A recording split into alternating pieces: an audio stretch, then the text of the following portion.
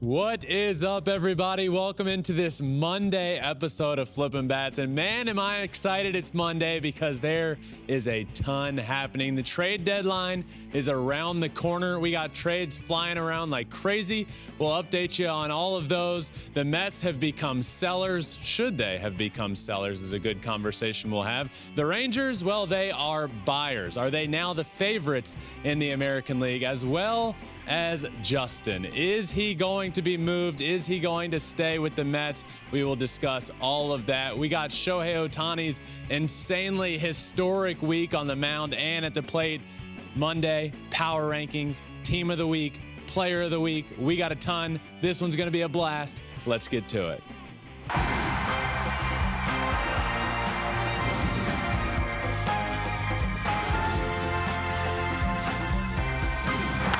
Fly ball onto the track, at the wall, it's gone! Home run! Turns on a ball, deep right field, and gone! What a game, what a moment.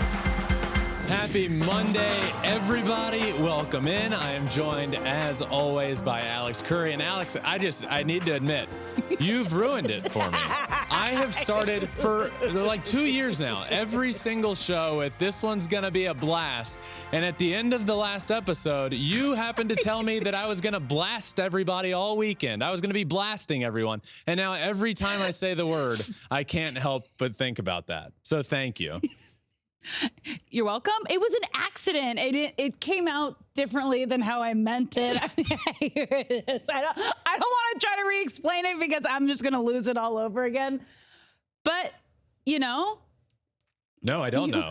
I don't. I really don't. What I do know is there have been a lot of trades that's happened. As many of you know, we record the Monday episode Sunday night. And on Sunday, there's been a ton that went down. We got Jordan Hicks going to the Blue Jays. We got Nicky Lopez, my good friend Nicky Lopez, going to the Braves, which, by the way, shout out Nicky Lopez. Going from the Royals to the Braves in the span of just a few minutes. 1 minute you're on the Royals. 1 minute you're on the Braves going for a World Series. Wow. And then we have this just happened right before we started recording. CJ Cron and Randall Grichuk to the Angels. Which you called. I did. You called CJ Cron going back home to the Angels. Yeah. That's big. I like that move. That's a great bat. A lot. They need a first baseman. That's strong. Randall Grichuk's a good pickup in the outfield. CJ Cron can play first. Good bat there. Yeah. We talked about it the other day when they decided to keep Shohei. Then they get Lucas Giolito. I said this is just the beginning of what they're going to do. There will be a lot more that gets done, and I believe CJ Cron was the guy that they would acquire, and he indeed was one of the guys they acquired. But the trades are flying. Alex, we are what? A day? 24, 36 hours? We're a day away. It's tomorrow. Trade deadline tomorrow. We're doing a live show leading up to the deadline. We will be live at 5:45 p.m. Eastern, 2:45 p.m. Pacific, leading you right up the last 15 minutes that it's open until the trade deadline. And then we'll take it on through, talk about everything that's kind of going down to the last minute. One of those names that's kind of been rumored flying around, your brother, Justin Verlander. Congratulations to him on win number 250. That is absolutely incredible. You're rocking his shirt today, which I love. If ever you have a shirt of your own brother, one, don't wear it often. But two, if you do it when he does something really cool. And he did. He did. Yeah. That was awesome. So we'll talk all about that in this show. Also, by the way, big shout out. In studio, we got Uncle Jim Uncle here. Jim's in the house. Uncle Jim is in studio. Who, if you're a listener, you know we've talked a lot about Uncle Jim because one, he was at the reverse boycott game in Oakland. Huge he was A's there. fan. Huge A's fan, and now he's here in studio. So yeah, huge Ben Verlander fan. I'm really sad. He came up here before I got up here, and I saw that you guys you missed the moment. You took a photo together. I didn't get to see the joy of him meeting you for the first time. What do you mean of him meeting me? The joy was reverse. It's Uncle Jim. I love it. I love it. No, it's a great Monday. We got so much going on. Yeah, the trades, your brother, Uncle Jim in the house. We're a day away from the trade deadline. Everybody's probably equally as interested in all of those. What's going to happen at the trade deadline, and where is Uncle Jim sitting in the studio? Right behind the cameras. Well, let's get right into it because our overreaction Monday, our first segment we do here on Monday, has a lot to do with teams, the trade deadline, everything that's going on right now. So let's start with our first overreaction. The Mets made the right move being sellers. So they made the decision, at least publicly, the decision came out Thursday evening when they publicly said they are open for sale. And David Robertson, their closer, who's been fantastic for a while now, they traded him away to the Marlins for 2 prospects. So my thought at that point, and still reflecting back on it, becomes why so early? You were still at that time 5 days away from the trade deadline. You were sitting 6.5 games out of a playoff spot. You had a 4-game series coming up against the Washington Nationals. Let's say win 3 out of 4 or 4 of those and see how close you are. And guess what? It's Monday. They still didn't technically need to make that decision. I felt like it was too early. I felt like it was too early. Then you go in 5 days ahead of the deadline, make that trade. A trade to a division rival. Yeah. A trade to the Miami Marlins for 2 prospects that aren't going to help you this year. So my thought here is, did they make the right move by selling? I think looking at it now as we get closer to the deadline and they're still over, my line was 5 games. Yeah. If you're not within 5 games and they still have all those teams in front of them, I guess I'm okay with it. I just thought they did it too soon. And I don't love the way they did it with David Robertson being the first. And then came Max Scherzer. Oof, that was the big one. And then the big one. Max Scherzer on Saturday was traded to the Texas Rangers. Man, it's been quite the few days for the Mets, and everybody was quite surprised there. You know, Max being a Cy Young pitcher, multiple Cy Youngs. This is what Max had to say about the David Robertson trade, by the way. So this was the night David Robertson was traded. He said, "I've got to have a conversation with the front office about everything. That's the most I'm going to say. You have to talk to the brass. You have to understand what they see, what they're going to do. That's the best I can tell you. I told you I wasn't going to comment on this until the owner, Steve, decided to sell. We traded Robertson. Now we need to have a conversation. I haven't had that conversation yet, and I will." That comment came after David Robertson trade, and within close to 24 hours, he's out the door. So what was that conversation So I'm sure like? that conversation is, what's the plan? And he goes, we're sellers. If we get this package together for you, would you accept? Because he had a no trade clause. So he has to say yes to an opportunity that's presented to him. So I'm sure it was an all encompassing, like, what are we doing? What's the plan? Done for the year?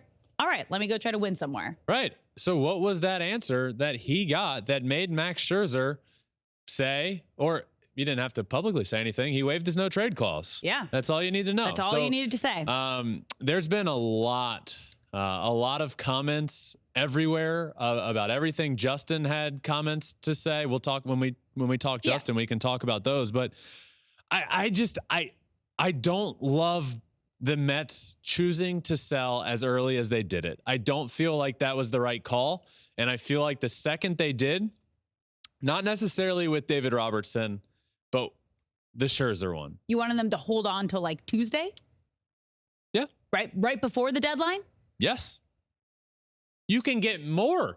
When everything's dwindling away and teams are looking to what's out there last second, not even, you can't do it last second, but 12 hours remaining, GMs ain't sleeping the night before the trade deadline. Yeah. 12 hours before the deadline, imagine a guy like Max Scherzer's name popping up on the trade market. You could probably get more for him at that time when a team like, I don't know, the Baltimore Orioles needs something, or the Houston Astros, who I thought would have been a good fit for Marcus Stroman, but guess what? The Cubs ain't selling anymore. They went on a win streak. So Marcus Stroman's off. So imagine a name like Max Scherzer popping up. A team that's ready to win right now would be willing to give up a little more, in my opinion. Okay. So did they make the right decision? As of now, I don't really feel super passionate one way or another about them being sellers. I just think it came too soon. Then it becomes, what about the return? So from the Marlins, they get infielder Marco Vargas, who I have heard a lot of good things about. That's the big get there, and a catcher, Ronald Hernandez. But the big get came in the Scherzer return. They did get Luis Angel Acuna, who, side note, great baseball name. The guy's going to be a Hall of Famer. That name, you kidding me? That guy was born to be a Hall of Famer. He's also Ronald Acuna Jr.'s brother, and he's a number 44 overall prospect in all of baseball, will immediately slide into the New York Mets' #1 prospect.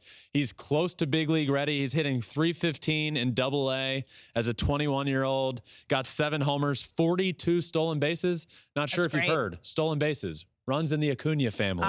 Ronald Acuna got to 50 the other day. And Luis Angel Acuna is at 42 in the minor leagues. It also cost a lot to get him. Max Scherzer, obviously. Yeah. But they're paying all but $22.5 million of Scherzer's contract, and he did opt into that next year with the Rangers. So, obviously, money. Scherzer gone, but they did get a huge, really good prospect there. And that's the cost of doing business. But what a couple of days for the Mets. Well, let's continue that conversation into our next overreaction, because it's still.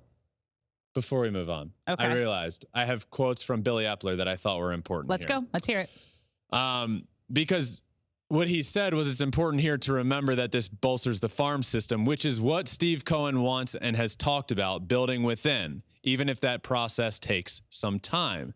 So Billy Eppler had to speak about this on Sunday. Obviously, you got to answer some questions.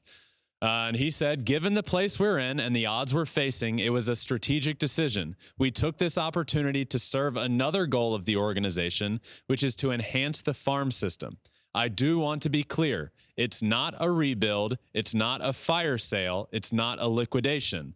This is just a repurposing of Steve's investment into the club, just kind of shifting that investment from the team into the organization. And lastly said, free agency is not the market that we want to rely on to build a championship team. It's the market we want to use to enhance the team that we have. But we would rather go to the market for opportunities than necessities. And we are not there yet. That's going to take time. So we're still going to have to invest through free agency.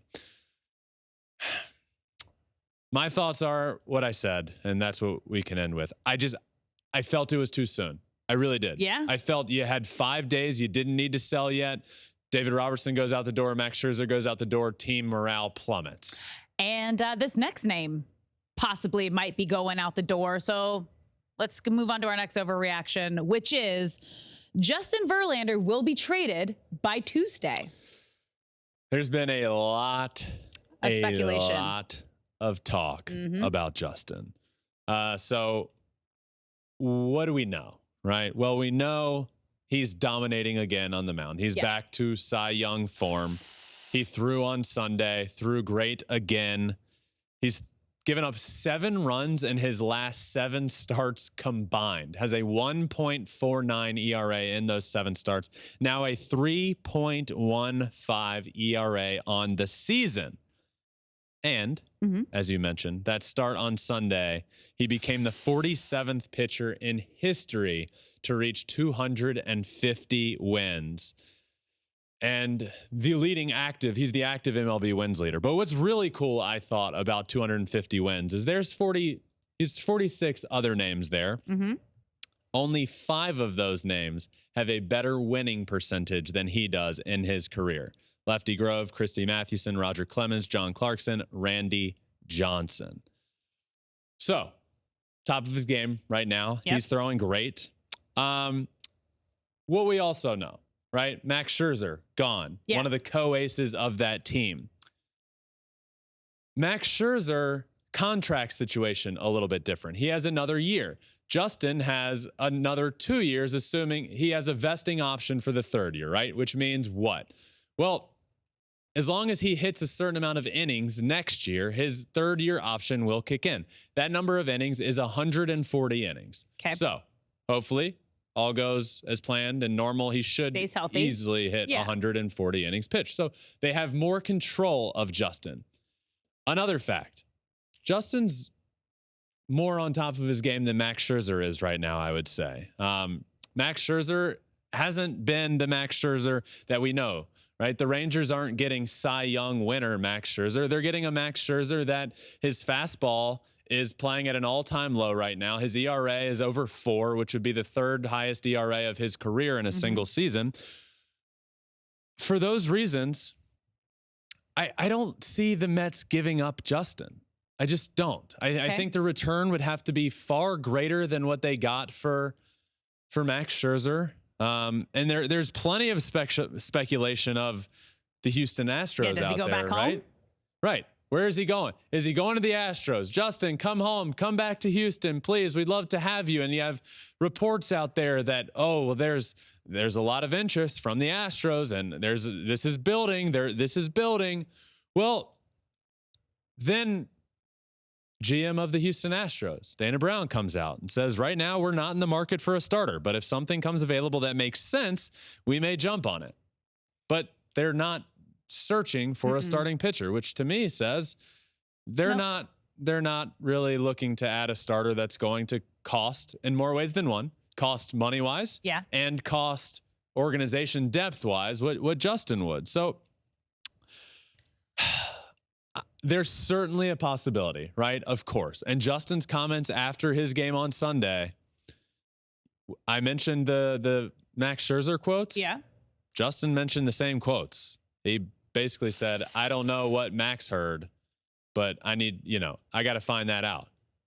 He said it changed my opinion a little bit when Justin, on his commitment to the Mets, adding the Max Scherzer trade, surprised him when it broke. But he did, and he has continued to reiterate his commitment to the Mets and his hopes of winning there, and has said multiple times, I didn't sign a one-year deal here. I want to win here. That was the goal. There's obviously an owner that's committed to winning, and he's under more control than Max. He's pitching at the top of his game. I don't see it happening. I also think it's important. I think if it does, I feel like that's going to be like an at the deadline moment trade. Yeah, I would agree with that. I also think it's important to add one that Justin has said, like, I need to know what they said to Max Scherzer. Because clearly Max was committed and then said he needed to talk to ownership and came out of that getting traded. Yep. What was said there? Who knows? Justin. Have you been asking your brother? Or are you kind of letting it be right now? I absolutely. Because you talk to him every single day. You FaceTime every single day. We talk all the time. We're not talking about this. Okay. That's fair. We're not talking about that. I don't. One, I think there's a good chance that he doesn't know what's going to happen. And there's a chance, but I would say it's a slim chance that he ends up going anywhere. So overreaction Monday that Justin will be traded by Tuesday. I am going to say that is an overreaction. All right. By the way, speaking of all of the messages I get from Twitter and the Astros, and all of my mentions right now are about Justin. Yeah. Did you see my tweet over the weekend? With your egg? The egg tweet. Yeah. I don't even know why I thought of this, but I tweeted a photo of an egg. I was getting so many comments about Justin going to the Astros, and I tweeted, I could post a photo of a singular egg right now, and the comments would still be about 99% Astros fans asking if Justin is going back to Houston. So I did. I tweeted a photo of an egg, and over 500,000 people have since seen it, and probably about 99% of the comments were about Justin returning. Yep. And this was a great comment. One egg. Eggs are a major export of Houston. JV to Houston confirmed. I love all the conspiracy theories. A lot of conspiracy theories. It's incredible. Could it happen? Yes. And I think more likely to happen now that the Max Scherzer thing happened. But I would say it is still not very likely to happen. All right. Well, let's move on to the team that benefited from the Mets trade in our next overreaction. The Rangers are now favorites to win the American League. No, they are not. Look. Okay. I think Max Scherzer is absolutely a big help to the Rangers rotation. It is in many ways exactly what they needed. They also added Jordan Montgomery, another name added to this rotation that will help them. But they also just put Nathan Eovaldi on the 15-day IL with the right forearm strain. Like, that's a really big deal. Right. And this Max Scherzer deal is the biggest deal of the deadline so far. But all of the hype around this trade isn't because of how Max is doing this year. The hype around this trade is because Max is a Hall of Famer and a multi-time Cy Young Award winner. We need to look at this trade. If you want to really have the conversation for are the Rangers now favorites to win the American League, let's really talk about what Max Scherzer brings to the Rangers. It's a great top of the rotation arm. I will not doubt that. But part of the reason that the Mets are in position to sell this year is because of how Max Scherzer has been on the mound for them. Is not the only reason. I mean, exactly why I used the word part. Okay. Part of the reason. Every fifth day. There's a lot of other games in between. So many could say that he's part of the reason that the Mets have underperformed, right?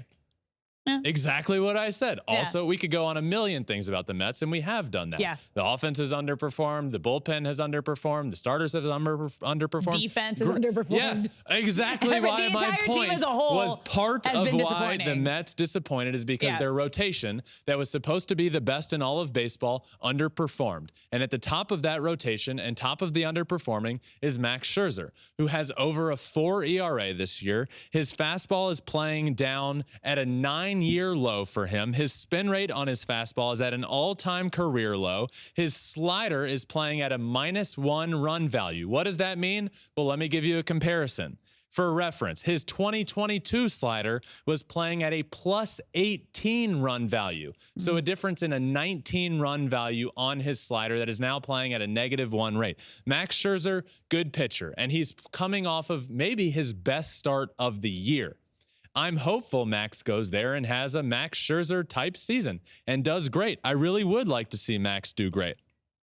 But I'm not ready to see a team acquire him with a 4 ERA on the year and say, yep, they're favorites. They should be favorites over the Houston Astros, who they can't beat. I just love the Rangers scooping up the Mets' former aces. Jacob deGrom, obviously on the IL right now, and then Max Scherzer. They're like, yeah, okay, cool. Let me see if we can make it work over here because it didn't work with you guys. It's a good point. I mean, so I saw a photo the other day of both with deGrom in a Rangers uniform and Scherzer in a Rangers uniform, and Mets fans just being like, "What happened?" Yeah, what? What?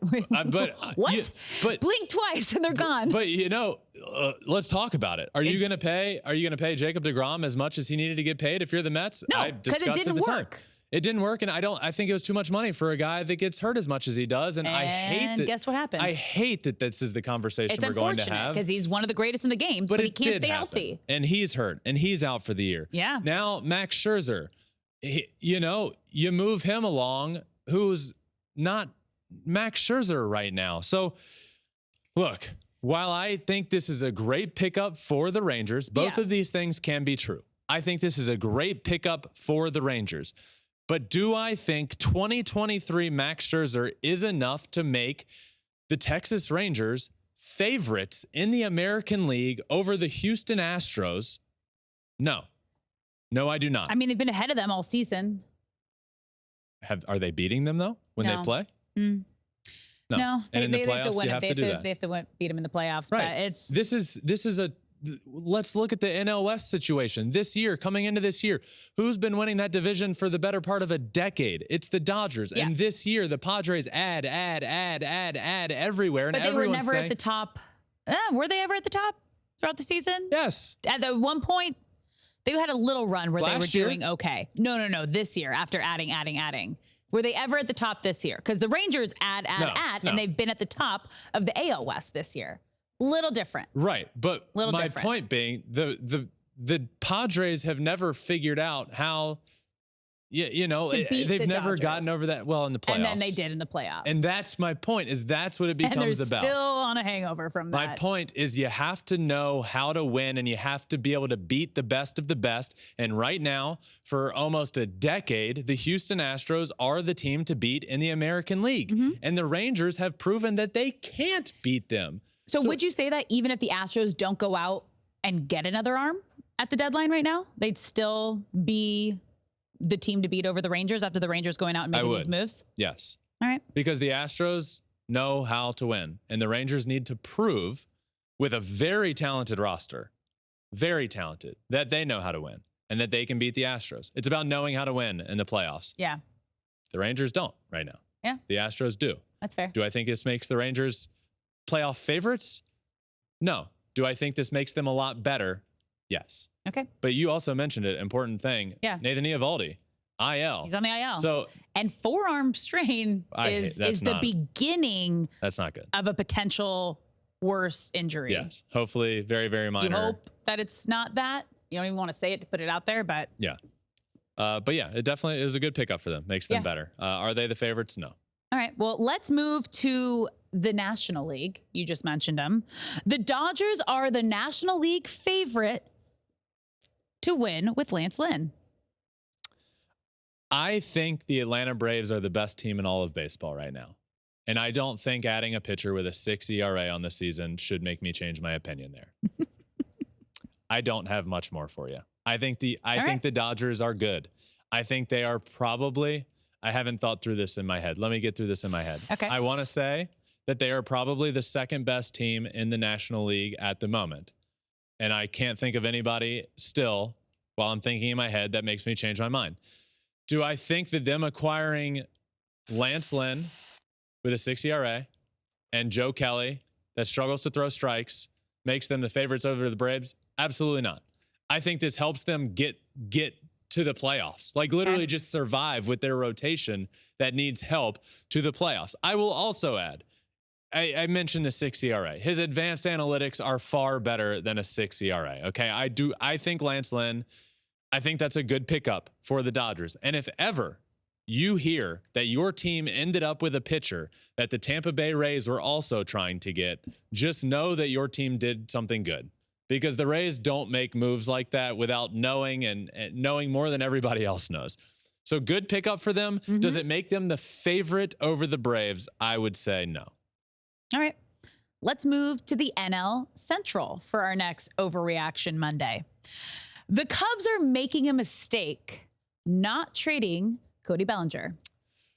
You know, I think Cody Bellinger was going to be the biggest offensive piece available at the trade deadline. But you cannot argue with a team refusing to let the front office be sellers.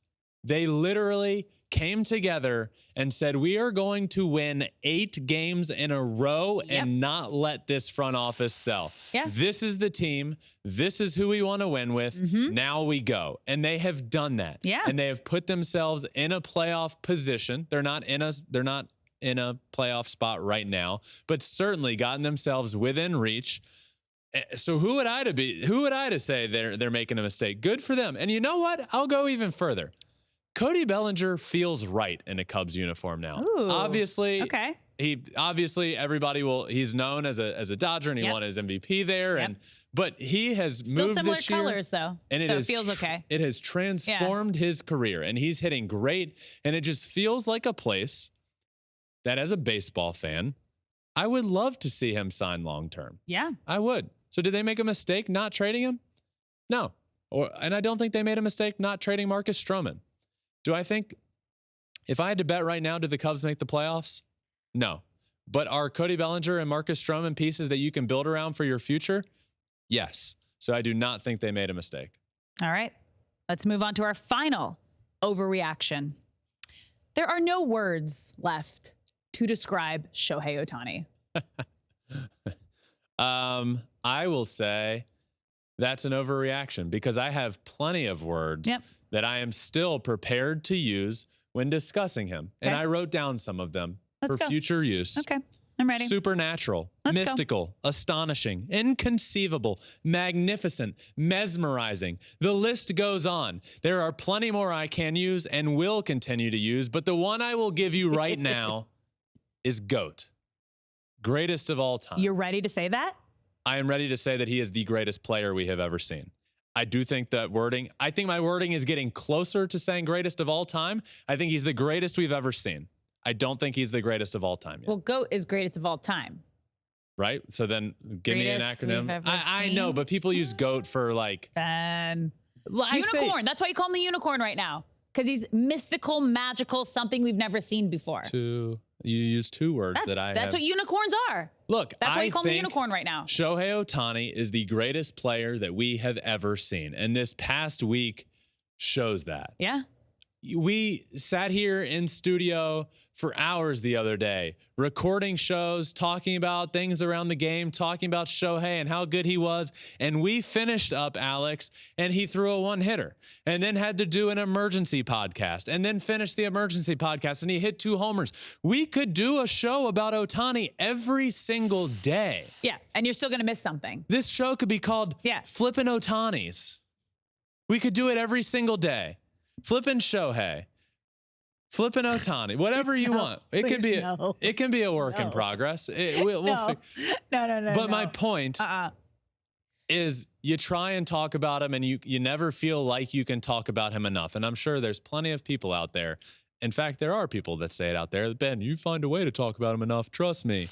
Yeah, you're welcome. You're welcome. Yeah. It's worth it. He throws a one-hitter on Thursday in the first game of a doubleheader. And then the second game of the doubleheader, he hits 2 home runs, becoming the first player in the history of Major League Baseball to throw a complete game shutout in one game of a doubleheader and then hit a home run in another game of the doubleheader. And he hit 2. And it was his first career complete game shutout. So it's like he's still hitting all of these milestones, not only breaking records, but for himself.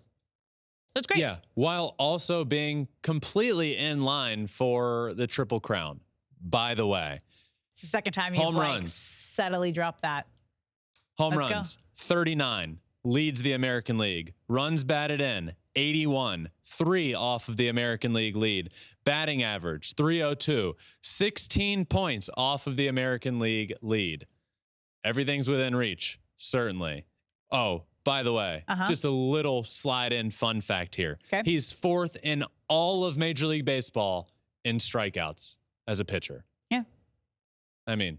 That Ohtani, he's so hot right now. To answer your question, there are no words left to describe Shohei. I will say that is an overreaction, but I will be hitting the thesaurus. We should just have an ongoing list. Just every day, just kind of adding new things. Yeah. All right. Let's move on to Mondays with Mom. What'd Mom say this weekend? All right. For this, let me go to my text messages with Mom and read you some of the good stuff we got from this week. One of them was in regards to the Mets game, which the Mets texts have always been funny this year because they haven't been very good. So it was this was on Wednesday night. The Mets were losing a game and she said, and I quote, this was in regards to a play. Even I knew that he shouldn't throw that ball to second base. What was he doing?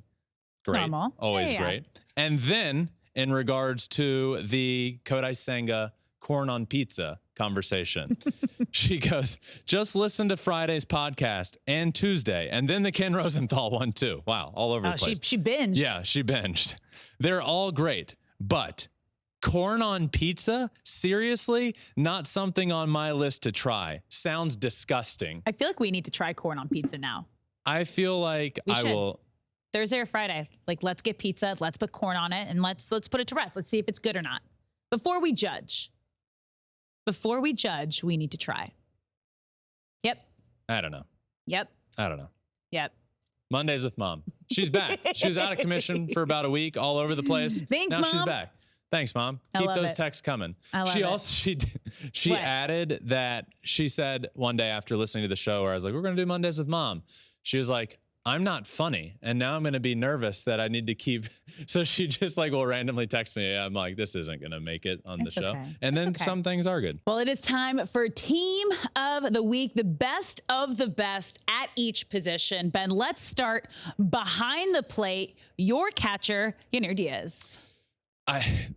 Yanir Diaz should be the starting catcher for the Houston Astros. You've been preaching that. He hit 500 on the week with 3 homers, 8 RBIs, and an OPS over 1,000. Now, I do know this. I know I have a lot of Astros friends, a lot of fans that will ask me a lot of questions about them and wonder, why isn't he the everyday catcher? Why does Maldi still catch so much? Important thing to know. Pitchers like throwing to specific catchers. And there are probably a lot of conversations going on behind the scenes of pitchers saying, I want to throw to Maldi. Yep. I want to throw to Maldi. So if you're ever wondering, just know a lot of pitchers probably just want to throw to Maldi because he's one of the best behind the plate. But Yanir Diaz is incredible offensively and had another great week, and he is my catcher on Team of the Week. All right, moving to first base, Pete Alonso. Pete Alonso was struggling for a while, but he broke out of it in a big way. 304, 4 homers, 10 RBIs, and an OPS over 1,200. Amidst all of that, might it be too little too late for the Mets they decided to sell. Yeah. But he's back. Yeah. Maybe he just needed to. All right, well, everyone's gone. Now there's no pressure. Well, I'll play really great now.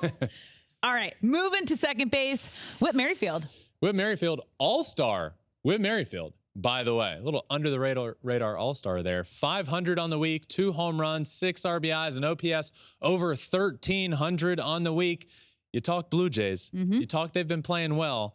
He's not a name that will jump out at you for many people to be like, that Blue Jays team is great because of Whit Merrifield. He has been really good for them. Really good bounce back year for Whit Merrifield. He is my second baseman.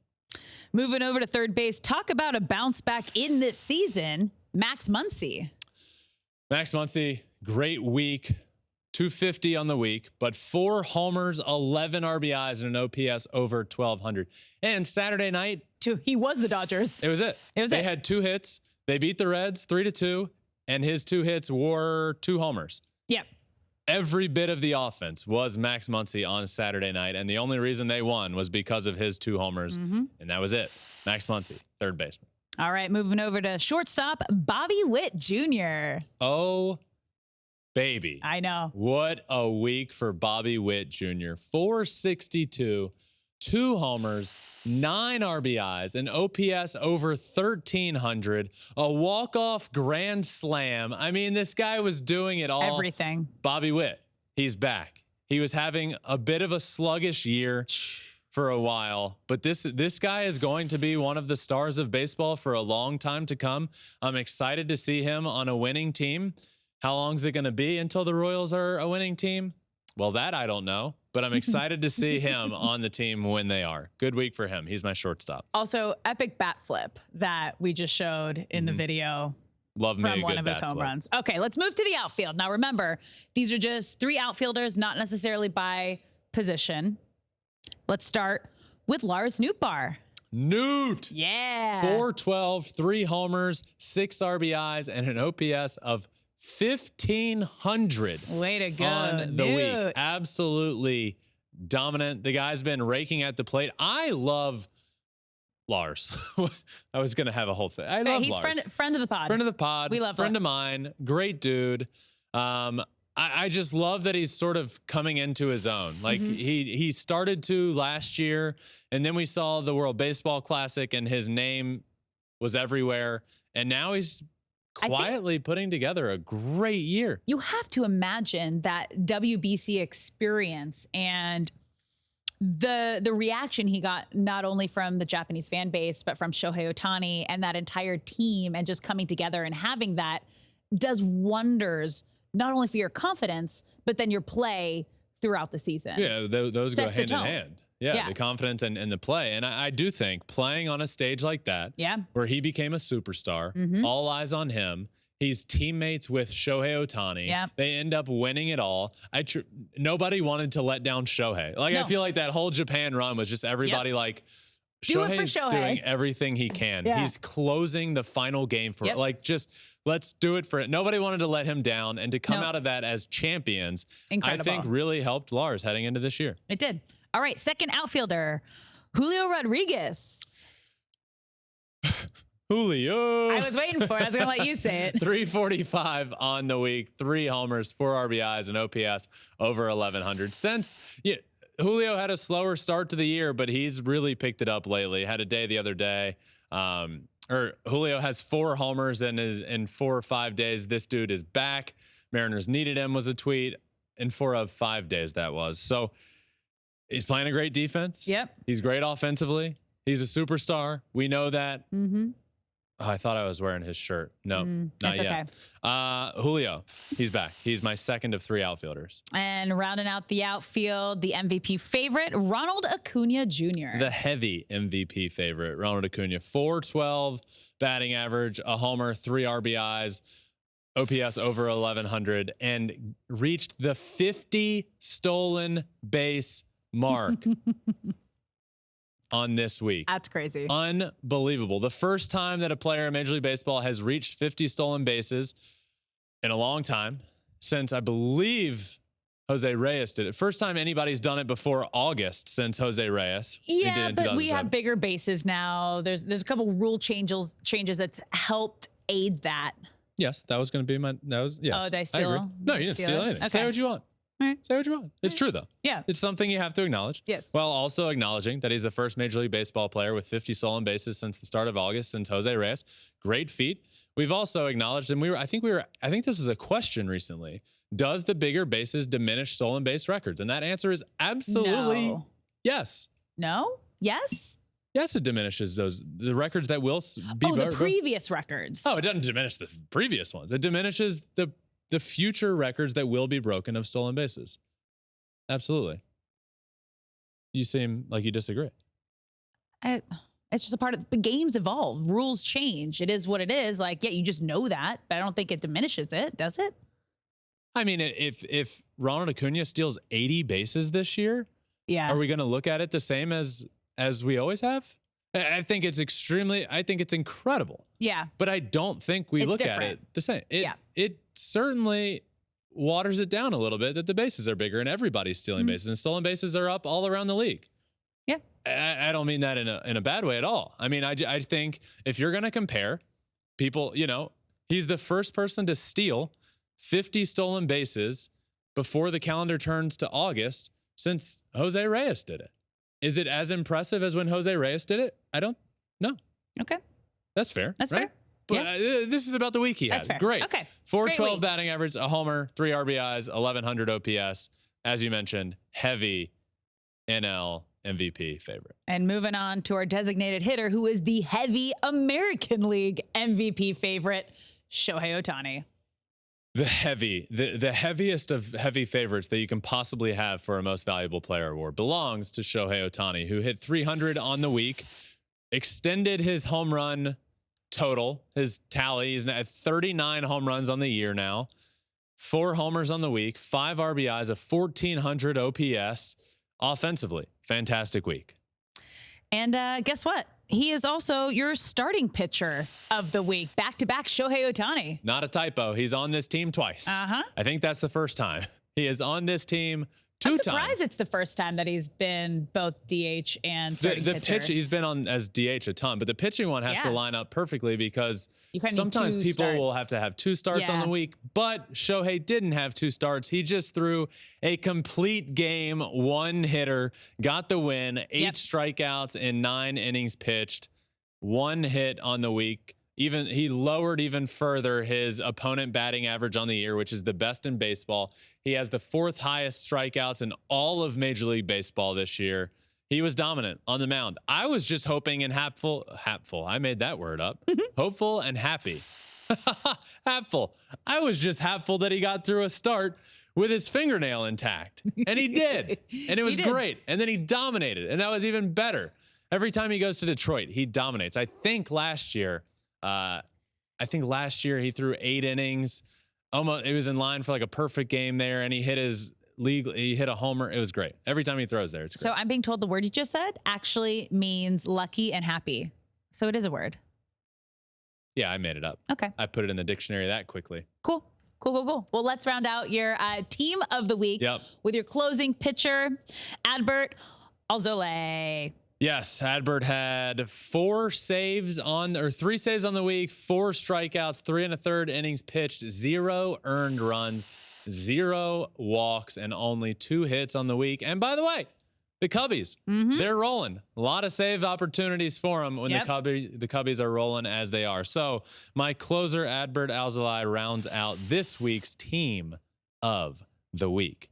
Player of the week. Leads Alex to player of the week. And this feels like just something that it's just like, we know we have this. Yes. We know who it's going to be. We know who we both were going to pick. We were on our meeting. I was like, we have the same player of the week, don't we? The player of the week for me is Nicky Lopez for getting traded to the Braves from the Royals. No, just kidding. It is Shohei Ohtani for the week that he had, that was remarkable. I Mm-hmm. just mentioned him twice on Team of the Week. Yep. You all know what he did. But again, 300, 4 homers on the week offensively, threw a complete game, 1 hit shutout for the Angels on the mound. He literally has put this team on his back after they decided to be buyers and said, all right, now we go. And he did that by accomplishing something that nobody in the history of baseball has done in a doubleheader, throwing a complete game, shutout, and then hitting a homer in game 2 of that doubleheader. Shohei is mystical, supernatural, astonishing, inconceivable, Go, go, go, go, magnificent, go. and mesmerizing. What a week. He's my player of the week. Well, my player of the week is also Shohei Ohtani, the unicorn, magical, every reason you just mentioned, but also it was his first career complete game shutout, which at this point you have to question, like, what hasn't he done yet? You think he's hit everything and hit every record, every possible outcome that you can get as a pitcher and a hitter, but nope. No hitter, he's still going. perfect game. Those are next. Yep. They're coming. Oh, they are. And yeah, I felt like he's going to get another cycle too while he's pitching. Yeah, he's got one. There will be another. He's had cycles, but I would while say he's pitching wise, what's left? No hitter, perfect game. Yeah. Offensively, triple crown. Yeah. I mean, hitting 300 in a season, that'd be crazy. Yeah. All right, Alex, let's head on up to the stage. It is top 10 Major League Baseball Power Rankings time. We got new. We have improved. Last week, we had a big shakeup because the Rays got bumped down quite a bit in the Power Rankings. It was time for me. It was time to bump them down. They had played 500 ball for 2 months of the season, but the big shakeup last week was that the Tampa Bay Rays moved out of the top 5 and moved into the bottom 3 of the top 10 power rankings. Still in them, though, but that was the big move last week. Well, the big move this week is actually coming in at the bottom, starting at number 10, the Cubs, the first time back in the power rankings since April 17th. Now, the Cubbies are 53 and 52 on the year, right around the 500 mark, right? Yes. But how did they get there? They won 8 games in a row.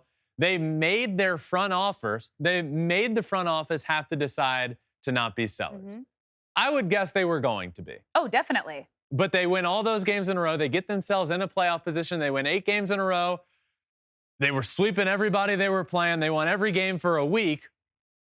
They're a top 10 team right now. They are playing like a top 10 team. Are there teams with better records? Yes. But those teams with better records are not playing as well as the Chicago Cubs. So for the first time, long time, Cubbies are back in the power rankings. And at number 9, you mentioned them off of the top of this segment, the Tampa Bay Rays, making a big drop last week and staying in that 9 spot.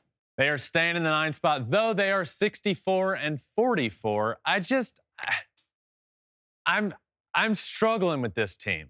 And I'm not far from moving them out of the power rankings. And that doesn't mean that they can't make the playoffs because they're out of the power rankings. Because guess what? Nobody cares where they are in my power rankings. They just want to have a good enough record to get in. But they're not playing like a top 10 team for much longer. If they keep doing what they're doing, though their record is still really good, they might find themselves out of the top 10. But again, they are here at number 9. And if it weren't for that dominant victory over the Astros over the weekend, it would have been bumped down. Understandable. All right, moving on to number 8, down 2 spots, the Brewers.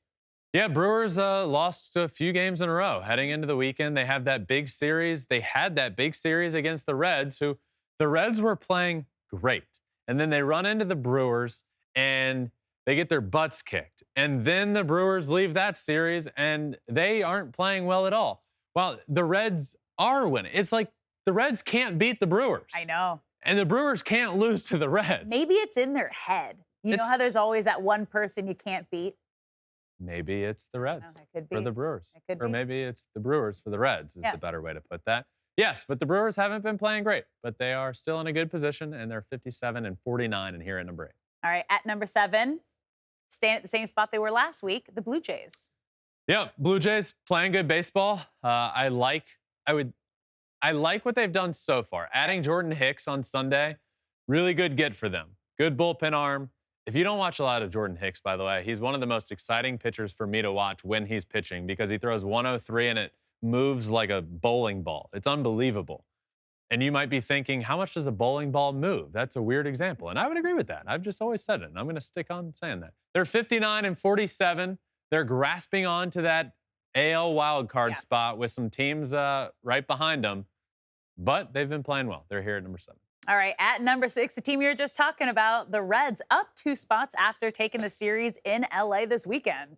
Dominant victory over the Dodgers on Sunday. Yeah. Really good, fun series, though. That Saturday night game, really good pitching matchup. We both lost that tail of the tape. Yeah. Yeah. Good pitching matchup on Saturday. And Ellie performed well on Saturday. There were some electric moments. And then you had the 2 homers, the 2 hits for the Dodgers, 2 homers from Max Muncy, and it was enough to win them the game. But the Reds are playing really good. The Reds are 58 and 49. Yeah. Go get some pitching, please. Go get pitching. That's all I got. The Reds are here at 6. All right, let's move into your top 5. At number 5, down 1 spot, the Texas Rangers. Yeah, the Rangers have not been playing well. They're making a lot of moves, but they're not playing well. They lose that series to the Astros. They get swept by the San Diego Padres. You know, they added Max Scherzer at the right time because Nathan Eovaldi goes down. He's on the IL. We all know Jacob deGrom, so the timing, he's just out for the year. He's not coming back. They needed a top-of-the-rotation arm, right? John Gray has been good this year. Dane Dunning, been good this year. They needed Max Scherzer in the rotation. They got him. They have Jordan Montgomery now, another good arm for them who they needed again with all these injuries they're accruing. Great word, Ben. And the bullpen. Added Aroldis Chapman. They want to do more there. Just not playing well right now, so had to bump them down. All right, at number 4, making the jump above the Rangers up 1 spot, the Astros. Yeah, they beat them in the series. Yep. They're not yet there in the division. Yep. But head-to-head, they just beat them. And then they beat the Rays, and then they get Yordan back, and then they get Altuve back. They're definitely playing better right now than the Texas Rangers are. I still have the Rangers here at 5 because I do believe they're a good team. I just don't think they're playing very well right now. I think this AL West race is going to end up being the best of all the races in baseball this year. I mean, NL Central is exciting. Reds, Brewers. AL East is very much up for grabs. NL East, Dunzo. That was done months ago. NL West, I think the Dodgers are going to end up winning. I just think this matchup, really because of the series we just got with these 2 teams, if we get a 5 or... Also, the Angels now, like, really going for it, being buyers at the deadline and getting Mike Trout back at the right time. Mariners are right there with them. It could happen. Yeah. I'm excited about this. If we get a 5-game or even a 7-game playoff series between these 2, that'd be great. Astros wild. here at 4, 59 and 47. All right, at number 3, holding strong, the Dodgers. Yep, Dodgers here, holding strong. Look, I think they're the second best team in the NL. They've been playing well. Obviously, not the best series against the Reds, but I still need to see them, and this is just talking in general. They're here because of how good they are, right? They're in the top 3. They need to add. Lance Lynn doesn't really do it for me. I like Lance Lynn. They're 59 and 45. They're a good baseball team. I would like to see, and I do believe they will. I think the Dodgers are in for one big splash. So tomorrow, tune into our live show. Yeah. Because it might happen It could happen. at the deadline. Yeah. It could happen today. It could happen tomorrow. It could happen while we're live. Yep. But I refuse to believe that they're not going to go and make a big splash. That's fair. All right, number 2, holding strong at number 2, Baltimore Orioles. Man, the O's, dominant victory over the Yankees on, well, you all know we record on Sunday night. So technically it's Sunday night, big victory there over the Yankees. Offense really showed up. This team is just, just when you think like they need more pitching, they need more this, they need more that, the O's are overrated. They're not. They've been playing like this pretty much all year long. And they are leading when we were coming into the year, what's going to be the best division in baseball? NL West, AL East, those two, hands down. Well, guess who is leading the AL East? It's the Baltimore Orioles, and it's because of how much fun they've been having, how good they have been. Camden Yards is rocking these days. The O's are back, and they're here at number 2. And the number 1 spot, the best team in baseball, the Atlanta Braves. Yep, top 3 has stayed the same. Yep. Braves, Orioles, Dodgers. The Atlanta Braves are the best team in the game of baseball. Hands down, in my opinion. I actually don't think it's very close. I think the Braves are by far the best team in baseball right now. Does that mean you're going to win the World Series? Absolutely not. It's baseball. But you had them getting there. I did have them. Yeah. I had them winning the National League. And I'm just saying, me saying right now that I think they are by far the best team in baseball does not translate in the baseball playoffs to like automatic put them in the World Series. That's not how it works. But as of right now, this team is definitely the best team in baseball. They're getting healthier on the mound. I look for them to continue to. They're probably not done. I think any team that ends up going to the World Series or winning the World Series makes moves even when their team is as good as they are. They're great. Matt Olson is the NL leader in home runs. He's trying to keep up with Shohei, and he is, by the way. The Atlanta Braves are 67-36, the best team in Major League Baseball, and they round out this week's top 10 Major League Baseball Power Rankings. I'm always standing in the way. I'm like, just how do I slowly get out of the way of this? Alex? Yeah. Big day. Big day tomorrow. Tuesday is going to be a big one. Trade deadline is 6 p.m. Eastern time. And Alex and I will be doing a live show starting 15 minutes before that. The show will be all about what has happened at the trade deadline, what has happened in the week leading up, what team did well, what team disappointed, who were the big winners, who were the big losers, and there will be a lot more involved there as well. That is not the only episode of the day tomorrow, though. Important note, there will be a Tuesday morning episode at its normal time. Comes out overnight. When you wake up, it's there. If you go to sleep late, it's probably there before you go to sleep. Listen to that one. But then there will be another one later in the day that when that ends, it'll come out as a podcast as well, and that'll live all the way through Wednesday. And This Week in Ohtani News will be Wednesday after the trade deadline as well. So a little bit of a different week this week. Well, yeah, because we got the deadline But it's because of coming the up. trade deadline. Yeah.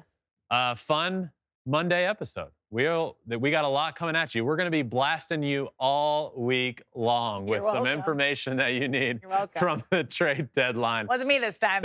A lot's happening. Thank you all for listening to this Monday episode. We are so back. Make sure you're subscribed wherever you listen to your podcast, Apple, Spotify, wherever. We're also on all social media, including YouTube, where you can follow at Flippin Bats Pod, where you can watch everything. Thank you all for listening to this Monday episode. Stay on the lookout. A lot is happening. But until tomorrow, my friends, peace.